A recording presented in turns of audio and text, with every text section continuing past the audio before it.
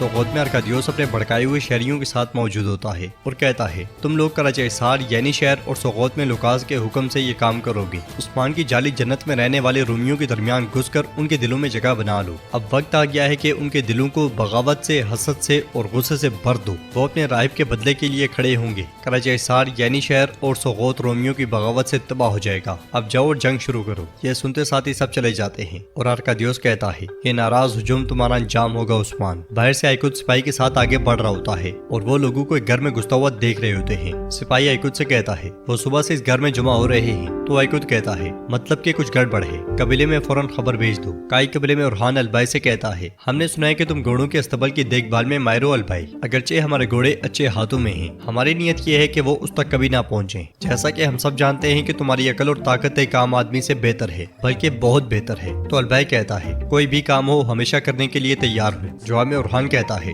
لیکن اس راستے میں تم شہید یا غازی ہو سکتے ہو، بہت سی مشکلات ہیں، تمہیں معلوم ہونا چاہیے۔ البائی کہتا ہے میں عثمان صاحب، آپ اور ریاست کے لیے مرنے کو تیار ہوں۔ ارحان اس سے کہتا ہے تمہاری عمر دراز ہو، اب سے تمہارا کام لوکاس کے پاس جا کر جاسوسی کرنا ہے، ہم اس کے بارے میں سب کچھ جاننا چاہتے ہیں۔ تو البائی کہتا ہے حضور جیسے آپ کا حکم، لیکن میری بیٹی عائشہ آپ کی امانت میں ہے حضور۔ ارحان اسے حوصلہ دیتے ہوئے کہتا ہے بے فکر رہو اور اب میری بات غور سے سنو۔ ادھر یوسف لڑکھڑاتے ہوئے خیمے میں داخل ہوتا ہے۔ اسے دیکھ کر بیگم پوچھتی ہے کیا حال بنا رکھا ہے؟ تو یوسف کہتا ہے میں نے پیکمیز جار میں سروجہ کو شکست دی، جب میں نے آخری گلاس لیا تو وہ پہلے ہی زمین پر تھا۔ بیگم کہتی ہے ماشاءاللہ ماشاءاللہ، مگر بہادری کب سے پیکمیز جار سے دیکھی جانے لگی؟ یوسف اس طرح کے غیر ضروری کام کرنے سے بہتر ہے کہ فاطمہ خاتون کا دل جیتنے کی کوشش کرو۔ تو یوسف کہتا ہے بہن آپ مجھ سے ایک طرف فاطمہ خاتون کا دل جیتنے کو کہہ رہی ہیں اور دوسری طرف آپ بالا خاتون سے لڑ رہی ہیں، کیا ایسا کرنا مناسب ہے؟ تو بیگم کہتی ہے تم کب سے میرے فیصلوں پر سوال کرنے لگ گئے ہو یوسف، مجھے کیا کرنا ہے اور کیا نہیں میں جانتی ہوں۔ تو یوسف کہتا ہے جب آپ ان ماں بیٹی کو ہمارے خلاف کر رہی ہیں تو میں اس کا دل کیسے جیت سکتا ہوں؟ جواباً بیگم کہتی ہے تمام لوگوں کو ان کی حد میں رکھنا میرا کام ہے اور اس سب کے باوجود اس کا دل جیتنا یہ تمہاری مہارت پر منحصر ہے بھائی، اپنا دماغ استعمال کرو یوسف۔ ادھر سروجہ اپنی ماں کے پاس لیٹا کھانس رہا ہوتا ہے اور کہتا ہے ماں میں مر رہا ہوں، میں مر جاؤں گا۔ تو ہزال کہتی ہے تم پیکمیز پینے سے نہیں مر سکتے۔ سروجہ کہتا ہے ماں جگر جل رہا ہے۔ یہ سنتے ساتھ ہی ہزال اس کے لیے پانی لے کر آتی ہے تو وہ کہتا ہے ماں مجھے مزید پیکمیز مت دو۔ تو ہزال کہتی ہے بیٹا یہ پانی ہے پیو۔ پھر بیحان سے کہتی ہے ہم کیا کریں گے، یہ اندر سے جل رہا ہے۔ جواب میں بیحان کہتا ہے خاتون ڈرو نہیں، پیکمیز پینے سے کوئی نہیں مرتا، پیکمیز سے نہیں بلکہ میں اسے مار ڈالوں گا۔ کیا تم نے سوچا کہ یوسف کے ساتھ پیکمیز کے مقابلے میں فاطمہ خاتون کو جیت لو گے؟ بیوقوف۔ یہ کہتے ساتھ ہی وہ اسے کھڑا کرتا ہے اور کہتا ہے سیدھے کھڑے ہو جاؤ، تمہیں خاتون کے سامنے سیدھے کھڑے ہونے کی ضرورت ہے۔ بیحان اسے چھوڑتا ہے تو وہ پھر سے لڑکھڑا جاتا ہے۔ بیحان اسے پکڑتے ہوئے کہتا ہے رکو، کھڑے ہو جاؤ، سیدھے اور مضبوط۔ پھر اس طرح سے دیکھ کر اپنی مونچھوں کو اس طرح سے تاؤ دو۔ ہزال خوش ہوتے ہوئے سروجہ سے کہتی ہے سروجہ اپنے باپ کی طرح کرو۔ تو سروجہ منہ پہ ہاتھ لگاتے ہوئے کہتا ہے ماں میرے پاس مونچھیں نہیں ہیں۔ بیحان مزید کہتا ہے صاف آواز سے کہو السلام علیکم خاتون، پھر اسے اپنا نام بتاؤ، پھر الفاظوں کے سلطان یونس کا ایک شعر کہو، میری باتیں سنو اے میرے دوستو، محبت ایک قیمتی چیز ہے، آپ اس کی قیمت نہیں لگا سکتے، محبت بڑی چیز ہے۔ کچھ دیر اس کی باتیں سننے کے بعد ہزال اسے مارتے ہوئے کہتی ہے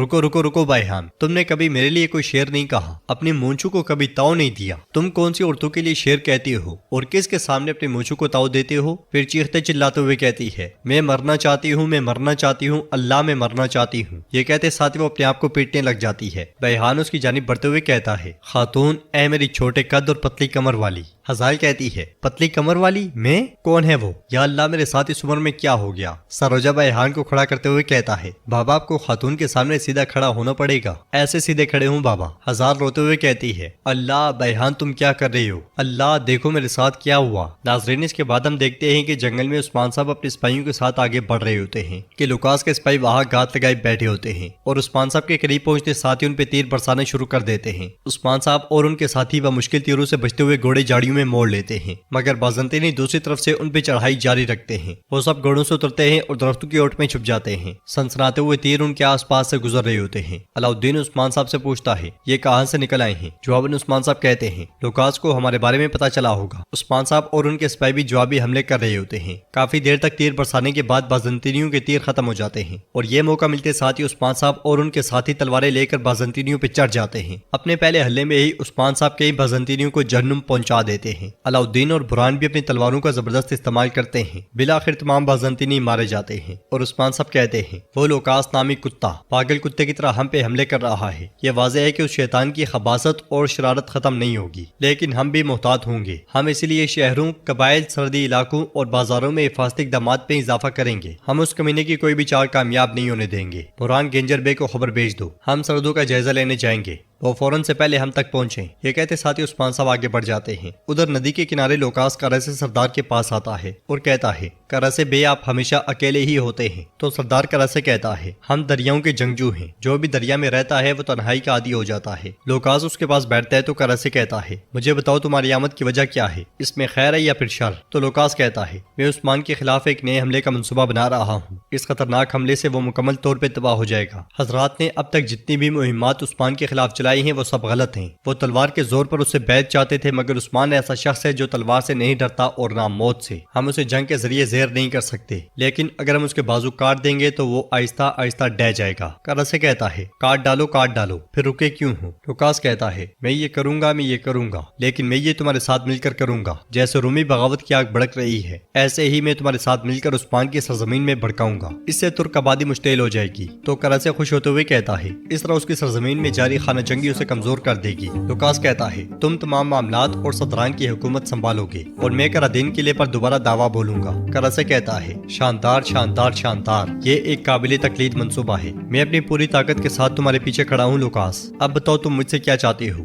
تو لوکاس کہتا ہے عثمان مجھ سے اپنی سرحدوں کی حفاظت کرے گا، لیکن وہ تم پہ شک نہیں کرے گا، اور جو چیز میں تم سے چاہتا ہوں وہ یہ ہے کہ جب میں اپنی فوج کے ساتھ کرادین قلعے کی طرف بڑھوں تو تمہاری سرزمین سے چپکے سے گزروں۔ یہ سن کر کراسے کہتا ہے راستہ ایک ہے اور منزل بھی ایک ہے، تمہاری فوج میری سرزمین سے آزادانہ گزر سکتی ہے۔ تو لوکاس کہتا ہے اگر میں اور تم متحد ہو جائیں تو ہمیں کوئی بھی شکست نہیں دے سکتا کراسے۔ ناظرین اس کے بعد ہم دیکھتے ہیں کہ قبیلے میں البائی اپنی بیٹی عائشہ کے پاس بیٹھا ہوتا ہے اور اسے پریشان دیکھ کر کہتا ہے میری پیاری عائشہ رنجیدہ نہ ہو۔ جواباً عائشہ کہتی ہے لیکن مجھے آپ چھوڑ کر چلے جاتے ہیں۔ البائی کہتا ہے میرا فریضہ اہم ہے اور میں تمہیں کیسے چھوڑ سکتا ہوں؟ دیکھو میں تمہاری حفاظت کر رہا ہوں، میں تمہیں ہمیشہ اپنے دل میں رکھتا ہوں۔ جواباً عائشہ کہتی ہے پھر جلدی سے واپس آ جانا بابا۔ البائی اسے گلے لگاتے ہوئے کہتا ہے میں واپس آؤں گا بیٹی، میں واپس آؤں گا۔ جنگل میں عثمان صاحب سردار گینجر اور سپاہیوں کے ساتھ گھوڑے دوڑا رہے ہوتے ہیں اور وہ سب مسلسل آگے بڑھتے ہی چلے جاتے ہیں۔ میگاجے کی سرحد پر سپاہی بیگم بیٹھے کھانا کھا رہے ہوتے ہیں کہ کسی کے آنے کی آواز سن کر سپاہی دوسروں کو بھیج دیتا ہے۔ تیر کھینچ کر سپاہی جیسے ہی آگے بڑھتے ہیں کہ عثمان صاحب کے نقاب پوش سپاہی انہیں دبوچ لیتے ہیں۔ اس لیے میں عثمان صاحب سربراہ سپاہی کے پیچھے پہنچتے ہیں جو کھانا کھا رہا ہوتا ہے۔ عثمان صاحب اور سردار گینجر کو دیکھتے ساتھ ہی وہ سپاہی ایک دم سے کھڑا ہو جاتا ہے، جبکہ عثمان صاحب کے سپاہی اس کے ساتھیوں کو لے کر آتے ہیں۔ سربراہ کہتا ہے مجھے معاف کر دیں عثمان صاحب، ہمیں معلوم نہیں تھا۔ جواباً عثمان صاحب غصے سے کہتے ہیں معلوم نہیں تھا؟ یہ نہیں جانتے تھے گینجر صاحب؟ کیا آپ سن رہے ہیں؟ یہ نہیں جانتے تھے کہ ہم یہاں آ رہے ہیں؟ اگر تم نہ جانتے ہوتے تو شکار کر کے ہر وقت ایسے ہی کھانا کھانے بیٹھے رہتے؟ ہاں